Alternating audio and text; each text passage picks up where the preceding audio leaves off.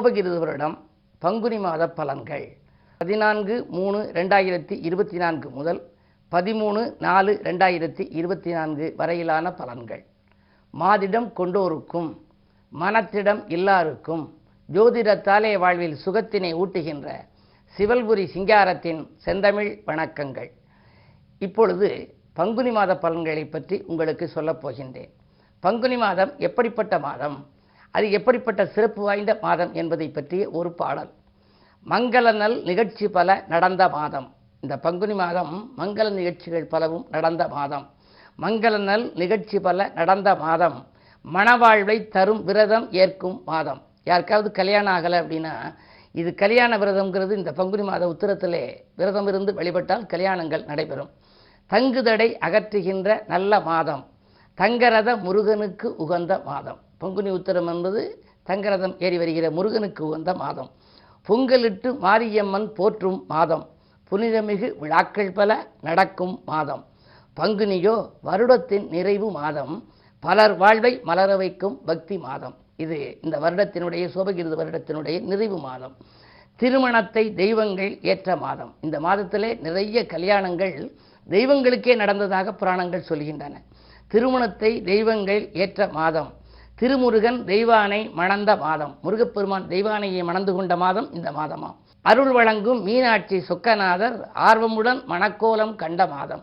சொக்கலிங்க பெருமானும் மீனாட்சி அம்மனும் மணந்து கொண்டது இந்த மாதம் தானா. ரதிக்காக மன்மதனை சிவன் எழுப்பி மண்ணுலகில் காதல் வரச் செய்த மாதம். மன்மதனை சிவன் எரிச்சிட்டார். எரித்தவர் திரும்ப உயிரெழுப்ப சொல்லி கேட்ட உடனே ரதிக்காக மன்மதனை சிவன் எழுப்பி மண்ணுலகில் காதல் வரச் செய்த மாதம். ஒரு வில்லும் ஒரு சொல்லும் ஒரு இல் ஏற்ற. ஒரு வில் ஒரு இல் ஒரு சொல் ஏற்றது யாரு? ராமபிரான். அப்படிப்பட்ட ராமபிரான் ஏகபத்தினி விரதன். ஒரு இல்லும் ஒரு வில்லும் ஒரு சொல் ஏற்ற ஒப்பற்ற ராமன் சீதை மணந்த மாதம். அப்படிப்பட்ட சிறப்பு வாய்ந்த மாதம் இந்த பங்குனி மாதம். இந்த பங்குனி மாதத்திலே உள்ள கிரக நிலைகளை பற்றி முதலிலே நீங்கள் தெரிந்து கொள்ள வேண்டும். இந்த மாதத்தினுடைய தொடக்கத்திலிருந்தே செவ்வாயும் சனியும் கும்பராசியிலே சஞ்சரிக்கின்றார்கள். இரண்டு முரண்பாடான கிரகங்களின் சேர்க்கை. செவ்வாய் சனி சேர்க்கை இருப்பதனாலே இயற்கை சீற்றங்கள் வரலாம். அரசியல் களம் சூடுபிடிக்கலாம். நெருப்பினாலே பாதிப்புகள் ஏற்படலாம். மின் கசிவுகள் ஏற்படலாம். அதே நேரத்திலே கட்சி பொது வாழ்வில் இருப்பவர்களுக்கு அந்த கட்சியிலே இருப்பவர்களுக்கெல்லாம் திடீரென நல்ல மாற்றங்களோ அல்லது ஏற்றங்களோ வரலாம். கட்சி தாவல்கள் வரலாம். கூட்டணிகள் கூட திடீரென மாற்றங்கள் ஏற்படலாம். இப்படியெல்லாம் பலவிதமான புதுமைகள் எல்லாம் நடைபெறும் விதத்திலே தான் இந்த செவ்வாய் சனி சேர்க்கையின் காரணமாக நிகழப்போகின்றது. உஷ்ணாதிக்க நோய்கள் கூட பரவக்கூடிய வழியும் உண்டு. ஆனால் அதே நேரம் நாம் அத்தனை பேரும் கூட்டு பிரார்த்தனைகளை மேற்கொண்டால் இது போன்ற பிரச்சனைகளிலிருந்து நமக்கு விடுபட வாய்ப்பு உண்டு. என்ன மாதிரியான வழிபாடு என்பதை பற்றி நீங்கள் சுய ஜாதகத்திலே உள்ள திசாபுத்தி ரீதியாகவும் பார்த்து கொள்ளலாம். குறிப்பாக இது பங்குனி உத்திரம் என்பதனாலே இந்த பங்குனி மாதம் வருகின்ற உத்திரம் முருகப்பெருமானுக்கு வந்த விழா என்பதனாலே அந்த பங்குனி உத்திரத்திலே முருகப்பெருமானையும் நீங்கள் வழிபட்டு முன்னேற்றத்தை வரவழைத்துக் கொள்ளலாம். இதுபோல ஆபத்துகளிலிருந்து நீங்கள் விடுபடக்கூடிய ஒரு வாய்ப்பும் உண்டு. அது மட்டுமல்ல, மாதம் முழுவதும் சூரியனும் ராகுவும் மீனத்திலே சேர்ந்திருக்கின்றார்கள். அதுவும் இரண்டு முரண்பாடான கிரகங்கள். ஆகையினாலே அது சில ராசிகளுக்கு பாதிப்புகளை கொடுக்கலாம். அதற்கு பின்னாலே பங்குனி 13ஆம் தேதி அன்றைக்கு புதன் வக்ரமாகின்றார். மீனத்தில் சஞ்சரிக்கின்ற புதன் உள்ளபடியே நீச்சமாக இருப்பவர் வக்ரமாகவும் மேலும் வலிமை இழக்கின்றார். அதற்கு பின்னால் பங்குனி 19ஆம் தேதி 1/4/2024 அன்றைக்கு சுக்கிரன் உச்சம் பெறுகின்றார். ஆகையினாலே அப்படி சுக்கிரன் உச்சம் பெற்றால் சுக்கிர திசை நடப்பவர்கள், ரிஷபராசிக்காரர்கள், துலாம் ராசிக்காரர்கள், சுக்கிரனுடைய ஆதிக்கத்தில் இருப்பவர்களுக்கெல்லாம் அந்த நேரம் மிக அற்புதமான நேரமாக அமையும். இப்படிப்பட்ட ஒரு அமைப்பில் மாத தொடக்கத்திலே வியாழ பகவான் சந்திரனோடு இணைந்து மேசராசியிலே சஞ்சரிக்கின்றார். மீனத்திலே சூரியன் புதன் ராகு இருக்கிறார்கள். சனி செவ்வாய் சுக்கிரன் கும்பத்தில் இருக்கின்றார். கேது கன்னிராசியிலே சஞ்சரிக்கின்றார். இந்த மாதத்திலே விழாக்கள் பல வருகின்றன. ஆனால் முக்கியமாக பங்குனி மாதத்தை பற்றி ஒரு பழமொழி, ஆணி அடி போட்டாலும் கூனி குடியேறாதே என்று ஒரு பழமொழி. ஆனி மாதத்திலே நீங்கள் வீடு கட்டுவதற்காக அடி போட்டால் கூட பங்குனி மாதத்திலே குடியேறக்கூடாது என்கின்றார்கள். வாடகை வீடாக இருந்தாலும் சொந்த வீடாக இருந்தாலும் புதுமனை புகுவிழா என்று நடத்துகின்ற பொழுது பங்குனி மாதம் அது ஏற்றதல்ல என்ற கருத்தை தெரிவிக்கும் விதத்திலே இந்த பழமொழி இருக்கின்றன. தவிர்க்க முடியாதவர்கள் அதற்குரிய விதம் செய்து கொள்ளலாம் என்றாலும் கூட இது பழைய பழமொழி. அதே நேரம் பங்குனி 1 தேதி அன்றைக்கு காரடையான் நோன்பு வருகின்றது. கணவனுக்காக இது சத்தியவான் சாவித்திரி கதையிலே நடந்தது. கார் அடை வைத்து சாமி கும்பிட்டு அம்பிகையை கும்பிட்டு கணவனுடைய ஆயுள் நீடிக்கச் செய்ததாக ஒரு புராணம் உண்டு. எனவே இந்த காரடையார் நோன்பு அன்றைக்கு பெண்களெல்லாம் நோன்பு இருந்து அம்பிகையை வழிபட்டால் கணவனுடைய ஆயுளும் நீடிக்கும், அவருடைய ஆரோக்கியம் சீராகும், வாழ்க்கையும் வளமாகும். அதற்கு பின்னாலே பங்குனி உத்திரம் எப்பொழுது வருகிறது என்று சொன்னால் 24/3/2024 ஞாயிற்றுக்கிழமை அன்றைக்கு காலை 8:26 மணிக்கு மேல் உத்திரம் வருகின்றது. மறுநாள் திங்கட்கிழமை காலை 10:59 வரை அந்த பங்குனி உத்திரம் இருக்கின்றது. எனவே இந்த உத்திர நட்சத்திரத்திலே திங்கட்கிழமை அன்றைக்கு பங்குனி உத்திரம் என்று நாட்காட்டியிலே போட்டிருப்பார்கள். உத்திர நட்சத்திர தன்றைக்கு நாம் விரதமிருந்து முருகப்பெருமானை, அதாவது கந்த பெருமானை நம் சொந்த பெருமானாய் நினைத்து நாம் வழிபட்டால் வந்த துயரங்கள் வாயிலோடு நிற்கும். கந்தன் வேலை எந்த நாளும் சொல்லி பாருங்க, நம் கவலையெல்லாம் தீரும், இது உண்மைதானுங்க. செந்தில் வேலன் புகழ் படித்தால் செல்வம் சேருங்க, தேசமெல்லாம் கொடிபறக்கும் வாழ்வை பாருங்க என்று கந்தன் புகழ்பாடும் கவிதை சொல்கின்றது. நம்முடைய வாழ்க்கை பாதை சீராக நேராக ஜோராக அமைய வேண்டுமானால் இந்த பங்குனி உத்திரத்திலே முருகப்பெருமானை வழிபட வேண்டும். தைப்பூசம், மாசி மகம், பங்குனி உத்திரம் இது மூன்றும் முருகப்பெருமானுக்கு உகந்த முக்கியமான நாட்கள். இதிலே நீங்கள் வழிபாடுகளை நடத்துகின்ற பொழுது உங்களுடைய வாழ்க்கையில் என்னென்னவெல்லாம் நீங்கள் கனவு கண்டீர்களோ அந்த கனவெல்லாம் நனவாகப் போகும். அதற்கு பிறகு சனி பிரதோஷம் இந்த மாதத்திலே வருகிறது. பங்குனி 24ஆம் தேதி அன்றைக்கு, அதாவது 6/4/2024 அன்றைக்கு சனிக்கிழமை சனி பிரதோஷம். இதை மகா பிரதோஷம் என்பார்கள், சிவன் நஞ்சுண்ட நாள் என்பார்கள். அன்று தினம் நாம் பிரதோஷ விரதம் இருந்து நந்தியம்பெருமானையும் சிவனையும் முயவளையும் வழிபட்டால் நம்முடைய வாழ்க்கையிலே எந்த தோஷங்கள் இருந்தாலும் அவை விலகி சந்தோஷமாக மாறும். இந்த நந்திக்கென்று எத்தனையோ ஆலயங்கள் இருக்கின்றன. புதுக்கோட்டை மாவட்டம் வேந்தன்பட்டியிலே நெய் நந்தீஸ்வரர் அழகாக வீற்றிருக்கின்றார். சமீபத்திலே குடமுழுக்கு விழா கூட நடந்தது. அந்த நெய் நந்தீஸ்வரருடைய அதனுடைய மேனியிலே நெய்யாக படிந்திருக்கும் நெய் அபிஷேகம் செய்வார்கள். ஆனால் ஒரு எறும்பு கூட மொய்க்காது. 100 ஆண்டு காலமாக அதில் இருக்கின்ற அந்த நெய்யெல்லாம் வலித்து ஒரு கிணற்றிலே போடுகின்றார்கள். நெய் கிணறு என்று அதற்கு எழுதி அது அதற்கு பக்கத்திலேயே இருக்கின்றது. அதிலும் ஒரு எறும்பு வருவதில்லை, ஒரு வாடையும் அடிப்பதில்லை. அப்படிப்பட்ட சிறப்பு வாய்ந்த ஸ்தலமாக விளங்குகிறது. அதே போல திருப்பூங்கூர் என்ற ஊருக்கு சென்றால் அங்கே நடையிலே நந்தி விலகி இருக்கும், நந்தனாருக்காக விலகி இருக்கும்.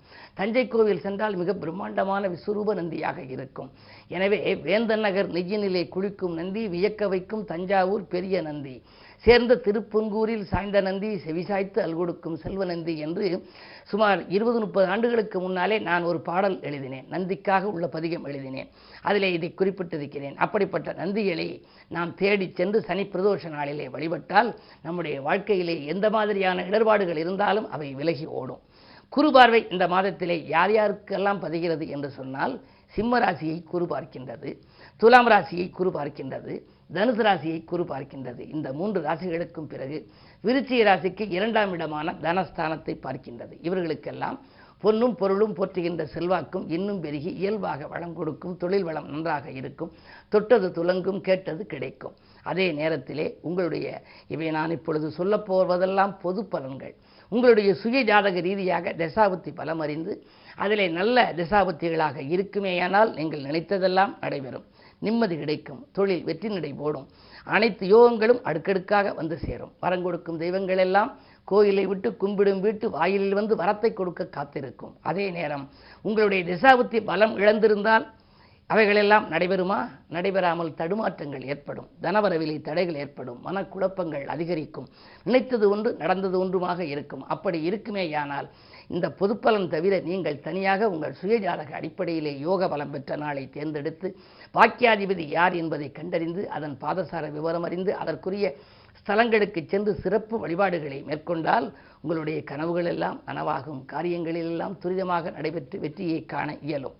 பொதுவாக சூரியன், சோமன், செவ்வாய், சொற்புதன், வியாழன், வெள்ளி, காரியம், ராகுகேது, கடவுளர் 9 நாமத்தார் சர்க்கரத்தை தரித்திரர் பூசித்தாலும் பாரினில் செல்வமுண்டாம் பாக்கியம் நல்கும் தானே என்று ஒரு பாடல் உண்டு. நவகிரகங்களுடைய அந்த சுழற்சி தான் வாழ்க்கையின் வளர்ச்சி என்பதை மக்கள் கண்டறிந்ததால் தான் ஜோதிடம் இன்றைக்கு இவ்வளவு விரிவாக நடந்து கொண்டிருக்கின்றது. அந்த அடிப்படையிலே இந்த பங்குனி மாதத்தில் 12 ராசிகளுக்கான பலன்களை இப்பொழுது நாம் பார்ப்போம். மேசராசி நேயர்களே, உங்களுக்கெல்லாம் இந்த மாத தொடக்கத்திலேயே செவ்வாயும் சனியும் சுக்கிரனும் லாபஸ்தானத்தில் இருக்கின்றார்கள். பொதுவாக மாதம் தொடங்குகின்ற பொழுது லாபஸ்தானத்திலே என்ன கிரகம் இருக்கிறது என்பதை பார்க்க வேண்டும். அப்பொழுதுதான் பொருளாதார நிலை திருப்தியாக இருக்கும். செவ்வாய் நன்றாக இருக்கிறார். எனவே பொருள் வளத்தை பொறுத்தவரை மிகச்சிறப்பாக இருக்கின்றது. ஆனால் கூட ஒரு பகைக்கிரகம் இருக்கின்றது. வரும் பொருள் வரவாய் கொஞ்சம் தடுத்து நிறுத்துகிற ஆற்றல் இந்த பகை கிரகத்திற்கு உண்டு. எனவே கொஞ்சம் முயற்சி உங்களுக்கு அதிகம் தேவை. அதே நேரம் ஆரோக்கியத்திலும் அக்கறை செலுத்த வேண்டும். சனியின் பார்வை உங்கள் ராசிகளை பதிவதனாலே உங்களுக்கோ உங்களை சார்ந்த குடும்பத்தினருக்கோ மருத்துவ செலவுகள் ஏற்படலாம். புதன் வக்கரம் பெறுகின்ற நேரத்திலே, அதாவது பங்குனி 13ஆம் தேதி புதன் 12லே வக்கரம் பெறுகின்றார். அப்படி வக்கரம் பெறுகின்ற பொழுது 3, 6க்கு அதிபதி வக்கரம் பெறுகின்ற பொழுது கெட்டவன் கெட்டடில் கிட்டிடும் ராஜயோகம் என்பதற்கு ஏற்ப 26/3/2024க்கு மேல் உங்களுடைய எண்ணங்கள் எல்லாம் நிறைவேறும், தொட்டது துலங்கும், தொழில் வளம் சிறப்பாக இருக்கும். இந்த மாதத்திலே நீங்கள் கும்பிட வேண்டிய தெய்வம் என்று எடுத்துக்கொண்டால் தென்முகக் கடவுள். தென்முகக் கடவுளை இன்முகத்தோடு வழிபட்டால் நன்மைகள் கிடைக்கும். ரிஷபராசி நேயர்களே, உங்களுக்கெல்லாம் இந்த மாத தொடக்கத்தில் 10ஆம் இடத்திலே செவ்வாய் சனி சேர்க்கை. தொழில் தொடங்கலாம் என்று நினைப்பீர்கள், தொடங்க இயலாமல் போகலாம். நண்பர்கள் கூட்டாளியாக இருப்பார்கள், ஆனால் கொஞ்சம் தாமதத்தை உருவாக்குவார்கள். எனவே எதிலும் ஒரு தாமதம் இருக்கிறது, தடைகள் வருகிறது, என்ன காரணம் என்று தெரியவில்லையே என்றெல்லாம் நீங்கள் நினைக்கலாம். உங்களுடைய ராசிக்கு லாபஸ்தானத்திலே சூரியனோடு ராகுவும் இணைக்கின்றார். பொது வாழ்வில் இருப்பவர்களுக்கு திடீரென பொறுப்புகள் மாற்றப்படும். கடன் சுமை கொஞ்சம் கூடிக்கொண்டே செல்கிறதே, ஒரு கடனை அடைக்க மற்றொரு கடன் வாங்குகிறோமே என்றெல்லாம் கவலைப்படுவீர்கள். என்ன இருந்தாலும் கொஞ்சம் பொறுமையை கடைபிடிக்க வேண்டிய மாதம் இந்த மாதம். புதன் வக்கரமாகவே போகின்றார். பங்குனி 13ஆம் தேதி வக்கரம் அடைகின்றார். அது மட்டுமல்ல, நீச்சமாகவும் இருக்கின்றார். எனவே பொருளாதாரத்தை பொறுத்தவரை நீங்கள் அதிக முயற்சி செய்து பிரயாசம் எடுத்துத்தான் பொருளாதாரத்தை தேடிக்கொள்ள வேண்டும். எனவே 4, 6, 8 ஆகிய 3 இடங்களில் குருவின் பார்வை பதிவதனாலே தொழிலை கொஞ்சம் துரிதமாக நீங்கள் நடத்த முயற்சிக்கலாம். பழைய பங்குதாரர்களை விலக்கிவிட்டு புதியவர்களை சேர்த்துக்கொள்ள நினைக்கலாம். உத்தியோகத்தை பொறுத்தவரை இடமாற்றங்கள், வீடு மாற்றங்கள், நீண்ட தூரத்திற்கான பயணங்கள் கூட உங்களுக்கு வரலாம். வரும் மாற்றங்களை ஏற்றுக்கொள்வதே நல்லது. பொதுவாக இந்த மாதம் இனிய மாதமாக அமைய முருகப்பெருமானை வழிபாடு செய்யுங்கள், முன்னேற்றம் கிடைக்கும். மிதுன ராசி நேயர்களே, உங்களுக்கெல்லாம் இந்த மாதம் 10ஆம் இடத்திலே சூரியன் புதன் ராகு. 10லே ராகு இருந்தால் தொழில் தொடங்கும் வாய்ப்புகள் உண்டு என்பார்கள். எனவே புதிதாக நீங்கள் தொழில் தொடங்குவதற்கான ஒரு சூழ்நிலை உண்டு. உத்தியோகத்தில் இருப்பவர்கள் விஆர்எஸ் பெற்றுக்கொண்டு வெளியில் வந்து தொழில் தொடங்கலாமா என்று கூட சிந்திப்பார்கள். குரு பார்வை 3ஆம் இடத்தில் பதிவதனாலே உடன்பிறப்புகள் உங்கள் குணமறிந்து நடந்து கொள்வார்கள். 5ஆம் இடத்திலே குரு பார்வை பதிவதனாலே பிள்ளைகளால் உங்களுக்கு உதிரி வருமானங்கள் கிடைக்கலாம். பூர்வீக சொத்துக்களை விற்று புதிய சொத்துக்கள் வாங்குவதிலே ஆர்வம் காட்டுவீர்கள். 7ஆம் இடத்திலும் குரு பார்வை பதிவதால் கல்யாண கனவுகள் நனவாகும், கடமையில் இருந்த தொய்வு அகலும். இந்த மாதம் உங்களுக்கு மாத கடைசியிலே பங்குனி 19ஆம் தேதி அன்றைக்கு சுக்கிரன் உச்சம் பெறுகின்றார். அப்படி உச்சம் பெறுகின்ற பொழுது விரையாதிபதி உச்சம் பெறுவதனாலே வீட்டிலே ஒரு மங்கள ஓசை கேட்கக்கூடிய சூழ்நிலை உண்டு. தங்கம், வெள்ளி, ஆடை ஆபரணங்களின் சேர்க்கையும் உண்டு. இந்த மாதம் இனிய மாதமாக அமைய பிரதோஷ நேரத்திலே நந்தியை வழிபடுவது நல்லது. கடகராசி நேயர்களே, உங்களுக்கெல்லாம் இந்த மாதம் அஷ்டமுத்து சனியின் ஆதிக்கம், அஷ்டமுத்து செவ்வாயின் ஆதிக்கம். அஷ்டமத்திலே செவ்வாய் இருந்தால் ஆரோக்கியத்தில் தொல்லைகள் வரலாம். மூட்டு வலி, முழங்கால் வலி, எலும்பு நரம்பு சம்பந்தப்பட்ட பாதிப்புகள் ஏற்படலாம். வாகனங்களில் செல்லுகின்ற பொழுது கொஞ்சம் கவனமாக செல்ல வேண்டும். எந்த புது முயற்சி எடுத்தாலும் உங்களுக்கு தடைகள் கொஞ்சம் அதிகரிக்கலாம். தடைகளும் தாமதங்களும் வருகிறதே, இதற்கு எப்பொழுதுதான் விடுதலை கிடைக்கும் என்று நீங்கள் நினைக்கலாம். அப்படிப்பட்ட சூழ்நிலை அமைகின்ற இந்த மாதத்திலே குருவினுடைய பார்வை 2ஆம் இடத்தில் பதிவதனாலே உங்களுக்கு பொருளாதாரத்தை பொறுத்தவரை கவலை இல்லை. கேட்ட இடத்தில் உதவிகள் ஓரளவு கிடைக்கும் என்றாலும் கொஞ்சம் தடுமாற்றங்களும் உங்களுக்கு ஏற்படலாம். எனவே நீங்கள் வழிபாட்டில் முழுமையாக கவனம் செலுத்த வேண்டும். ஒவ்வொரு சனிக்கிழமையும் விரதம் இருந்து அனுமனை வழிபடுவதோடு விநாயகப் பெருமானையும் வழிபட வேண்டும், சனி பகவானையும் நீங்கள் வழிபட வேண்டும். குருவின் பார்வை 4ஆம் இடத்தில் பதிவதனாலே ஒரு சிலருக்கு சொத்து விற்பனைகள் ஏற்படலாம். சொத்து விற்பனைகள் ஏற்பட்டு அதன் மூலம் வருகின்ற பணத்தை கொண்டு கொஞ்சம் வாழ்க்கையை வளப்படுத்திக் கொள்ளலாம். 6ஆம் இடத்தில் பார்வை பதிவதனாலே உத்தியோகத்தில் திடீர் மாற்றங்கள் உங்களுக்கு உருவாகலாம். மேலதிகாரிகளின் வெறுப்புக்கு ஆளாகி நீண்ட தூரத்திற்கு கூட உங்களுக்கு மாறுதல்கள் வரலாம், கவனம் தேவை. அதே நேரம் இந்த மாதம் இனிய மாதமாக அமைய அனுமன் வழிபாடு உங்களுக்கு ஆனந்தமான வாழ்க்கையை அமைத்துக் கொடுக்கும். சிம்மராசி நேயர்களே, உங்களுக்கெல்லாம் கண்டகச்சனியின் ஆதிக்கம் ஒருபுறம். யோகம் செய்யக்கூடிய செவ்வாய் அவரோடு இணைந்து உங்கள் ராசிக்கு 7லே இருந்து உங்கள் ராசியை பார்க்கின்றார். இப்படிப்பட்ட அமைப்பு இருப்பதனாலே உங்களுக்கு சில குறிப்பிட்ட காரியங்களில் தடைகளும் தாமதங்களும் வந்து கொண்டே இருக்கும். ஒரு கடனை அடைக்க மற்றொரு கடன் வாங்கும் சூழல் இருக்கலாம். கொஞ்சம் பொறுமையை கடைபிடிக்க வேண்டிய மாதம் என்றே கருதலாம். ஆரோக்கிய தொல்லைகளும் உங்களுக்கு உண்டு. குருபார்வை உங்களுக்கு இருப்பது கொஞ்சம் கை கொடுக்கும். குருபார்க்க கோடி நன்மை என்பதனாலே அதனுடைய பார்வை பலத்தினாலே உடல்நிலையில் உள்ள தொல்லைகள் கொஞ்சம் படிப்படியாக குறையலாம். மாற்று மருத்துவம் உங்களுக்கு கை கொடுக்கும். உடன்பிறப்புகளில் ஒரு சிலர் உங்களை விட்டு விலகி இருந்தவர்கள் மீண்டும் வந்து இணையலாம். சேமிப்புகள் கரைகிறதே என்று நீங்கள் கவலைப்படக்கூடிய சூழல் தான் இருக்கின்றது. உத்தியோகத்தை பொறுத்தவரை பதவி உயர்வை எதிர்பார்த்து காத்திருப்பவர்களுக்கு அதில் கொஞ்சம் தாமதங்கள் ஏற்படும். பிள்ளைகளால் சில பிரச்சனைகள் வரலாம். எனவே பிள்ளைகளை உங்கள் கண்காணிப்பில் வைத்துக் கொள்வது நல்லது. பங்குனி 13ஆம் தேதி புதன் வக்ரம் பெறுகின்றார். அப்படி வக்ரம் பெறுகின்ற பொழுது இன்னும் தனவரவில் தடைகள் ஏற்படலாம். புதன் உங்களுக்கு தன லாபாதிபதி என்பதனாலே கொஞ்சம் கவலைக்குரிய சூழ்நிலையை உருவாக்கலாம். எனவே திட்டமிட்ட காரியங்கள் திட்டமிட்டபடி செய்ய இயலாமல் போகலாம். நிதானத்தோடு நீங்கள் பணிபுரிவது மட்டுமல்ல, அனுபவஸ்தர்களின் ஆலோசனைகளை கேட்டு செய்வதே நல்லது. இந்த மாதம் உங்களுக்கு ராகு கேதுக்களின் வழிபாடு நன்மையை வழங்கும். கன்னிராசி நேயர்களே, உங்களுக்கு ஜென்மத்தில் கேது, ஏழிலே ராகு, சர்ப்பதோஷத்தின் பின்னணியில் இருக்கிறீர்கள். விரையாதிபதி சூரியன் உங்களுடைய ராசிநாதன் புதனோடு இணைந்து 7ஆம் இடத்தில் இருக்கின்றார். எனவே வாழ்க்கை துணை வழியேயும் உங்களுக்கு விரயம் உண்டு. வாழ்க்கையிலும் உங்களுக்கு விரயங்கள் நிறைய ஏற்படுகின்ற மாதமாக இந்த மாதம் அமைகின்றது. அரசியல் களத்தில் இருப்பவர்களுக்கு திடீரென பொறுப்புகள் மாற்றப்படலாம். பொது வாழ்வில் உள்ளவர்களுக்கு கவலைக்குரிய சூழ்நிலை உண்டு. மக்கள் செல்வாக்கை தக்க வைத்துக் கொள்வது அரிது. கேதுபலம் இருப்பதால் ஆன்மீக நாட்டம் உங்களுக்கு அதிகரிக்கும். அதே நேரத்தில் தொழில் மற்றும் உத்தியோகத்தை பொறுத்தவரை நீங்கள் எதிர்பார்த்த இனங்களிலிருந்து வரவேண்டிய வாக்குகள் வசூலாகாமல் போகலாம். எனவே நீங்கள் எதை செய்தாலும் கொஞ்சம் திட்டமிட்டு செய்ய வேண்டும். நல்ல அனுபவஸ்தர்கள் அல்லது ஆண்டோர்களின் ஆலோசனைகளை கேட்டு செய்வது நல்லது. ராசியில் கேது இருக்கின்ற பொழுது அந்த கேது ராகு பயிற்சி வரை பொறுமையை கடைபிடிக்க வேண்டும். இந்த மாதத்திலே புதன் வக்கரம் வேறு பெறுகின்றார், நீச்சம் வேறு இருக்கிறது. எனவே பங்குனி 13ஆம் தேதிக்கு மேல் மிக மிக கவனத்தோடு செயல்பட வேண்டும். மாதத்தின் முற்பாதி கூட உங்களுக்கு வளர்ச்சியாக இருக்கலாம். ஆனால் பிற்பாதியில் மிக மிக கவனம் தேவை. வறட்சி ஏற்படாமல் வளர்ச்சி மட்டுமே நீங்கள் தக்க வைத்துக் கொள்ள வேண்டுமானால் வழிபாடுகளை மேற்கொள்ளுங்கள். குறிப்பாக பெருமாள் வழிபாடு உங்களுக்கு பெருமை சேர்க்கும். அது மட்டுமல்ல, கற்பக விநாயகரை கைதொழுத்து வழிபட்டால் அற்புத வாழ்க்கை உங்களுக்கு அமையும். துலாம் ராசி நேயர்களே, உங்களுக்கெல்லாம் இந்த மாத தொடக்கத்தில் குருவினுடைய பார்வை உங்கள் ராசியில் பதிகின்றது. 3ஆம் இடத்திலும் பதிகிறது, 11ஆம் இடத்திலும் பதிகின்றது. ராசியில் குரு பார்வை பதிந்தாலே ஆரோக்கியம் சீராகி ஆனந்தப்படுத்தும். சென்ற மாதத்தை காட்டிலும் கொஞ்சம் சிறப்பாகவே இருக்கும்.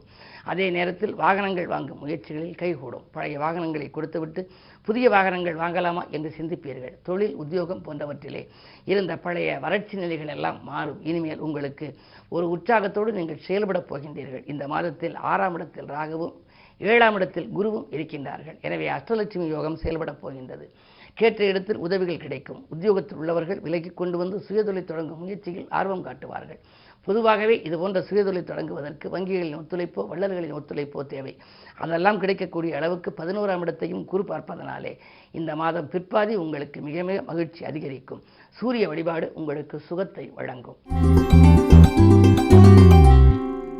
விருச்சிக ராசி நேயர்களே, உங்களுக்கெல்லாம் வெற்றி செய்திகள் வீடு வந்து சேரும் மாதமாக இந்த மாதம் அமையப் போகின்றது.